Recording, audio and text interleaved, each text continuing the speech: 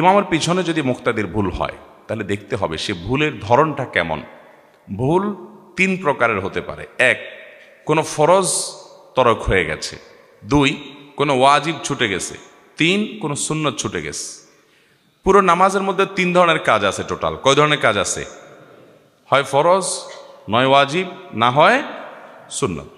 ফরজ ছুটে গেলে নামাজই হবে না, সোসেজ দেওয়া কুলাবে না, তাই না?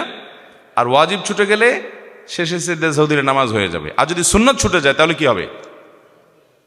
নামাজ হয়ে যাবে এবং সিজদা সাহু দেওয়া লাগবে। এখন ইমামের পেছনে কারোর যদি ফরজ ছুটে যায় তাহলে তার নামাজই হবে না। ওয়াজিব ছুটে গেছে তাহলে তার নামাজ হয়ে যাবে। ব্যক্তিগতভাবে যদি নামাজ একা একা নামাজ পড়তে গিয়ে যদি আপনার ওয়াজিব ছুটতো তাহলে সিজদা সাহু দেওয়া লাগতো। যেহেতু ইমামের পেছনে আসে জন্য পার্থক্য হলো তার সিজদা সাহু দেওয়া লাগবে না। ইমামের পিছনে যদি ওয়াজিব ছুটে যায় মুসল্লির তাহলে সেক্ষেত্রে তার সিজদা সাহু দেওয়া লাগবে, কারণ সে তো ইমামের আনুগত্য করছে। সিজদা দিতে গেলে তো ইমাম থেকে আলাদা হতে হবে। ইমামত তার বলেছে তার বলের জন্য সেই ইমাম থেকে আনুগত্য থেকে বের হয়ে আলাদা সিজদা সাহু বেশি অপশন নাই। ইমামের আনুগত্য করতে হবে। ইন্নামা জুইলা আল ইমামু লিইউতাম্মা বিহি, ইমাম দেয় হয়েছে তাকে আনুগত্য করবার জন্য। বিদায় জামাতের সাথে নামাজ পড়তে গিয়ে ওয়াজিব ছুটে গেলে এর জন্য কিছুই করতে হবে না, নামাজ হয়ে যাবে।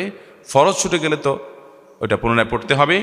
আর যদি সুন্নাত ছুটে যায় তাহলে তো সিজদা সাহু কোনো অবস্থাতেই লাগবে না।